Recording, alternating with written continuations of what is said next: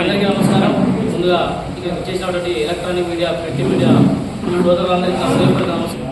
Nizamabad parliament అభ్యర్థి BJP party అభ్యర్థిగా కమలం గుర్తు పైన పోటీ చేసినటువంటి శ్రీ ధర్మపురి అరవింద్ గారికి తెలంగాణ మున్నూరు కాపు సంఘం, తెలంగాణ మరియు మున్నూరు కాపు యువత ఆధ్వర్యంలో వారికి సంపూర్ణ మద్దతును తెలియజేస్తా ఉన్నాం. అలాగే ఇదే నిజామాబాద్ పార్లమెంట్ కాన్స్టిట్యూన్సీ నుంచి రెండోసారి పార్లమెంట్ కి ఎన్నిక కాబోతూ 2 లక్షల మెజార్టీతో వారిని ఇక్కడున్న మున్నూరు కాపు కుల బాంధవులందరినీ 2 లక్షల మెజార్టీతో వారు గెలిపించాలని చెప్పి ఈ రోజు పిలిపివ్వడం జరుగుతుంది. అలాగే ఒక బీసీ బిడ్డ, ఒక మున్నూరు కాపు బిడ్డ ఈ రోజు కేంద్ర మంత్రి కావాలన్నా, బీసీ రాజ్యాంగం రావాలన్నా నిజామాబాద్ పార్లమెంట్ లో ధర్మపురి అరవింద్ గారిని భారీ మెజార్టీతో గెలిపించి పార్లమెంట్ పంపాల్సిందిగా ఈ నిజామాబాద్ పార్లమెంట్ 7 అసెంబ్లీ కాన్స్టిట్యూన్సీ కుల బాంధవులందరికీ రిక్వెస్ట్ చేస్తూ, అలాగే విన్నవిస్తూ, మున్నూరు కాపు కుల బాంధవులు ఈ రోజు ఇక్కడున్న కొంతమంది అగ్రవర్ణ కులాలు రాజకీయంగా వారు మున్నూరు కాపులు దెబ్బకొట్టడానికి మున్నూరు కాపులకి పోటీ పెట్టి ఈ రోజు అగ్రవర్ణ కులాల్ని ఢిల్లీకి పంపించాలని, మున్నూరు కాపుల్ని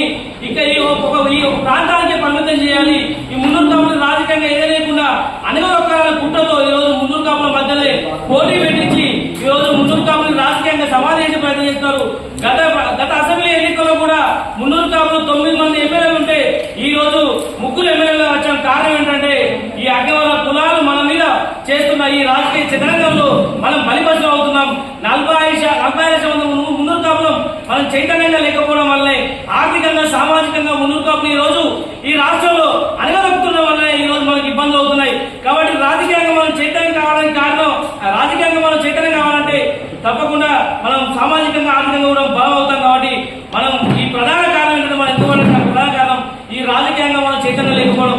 కాబట్టి ఈ కరీంనగర్ నుంచి బండి సంజయ్ గారిని, అలాగే ఈ నిజామాబాద్ నుంచి ధర్మపురి అరవింద్ గారిని, అలాగే జైరాబాద్ నుంచి గాలి అనిల్ కుమార్ గారిని, అలాగే సికింద్రాబాద్ నుంచి దాన నాయన గారిని, ఈ 4 అభ్యర్థులని పార్టీలకు అతీతంగా మున్నూరు కాపు బిడ్డని మనం పార్లమెంట్ కు పంపించుకుంటే తప్పకుండా బీసీ రాజ్యాంగం వస్తుంది.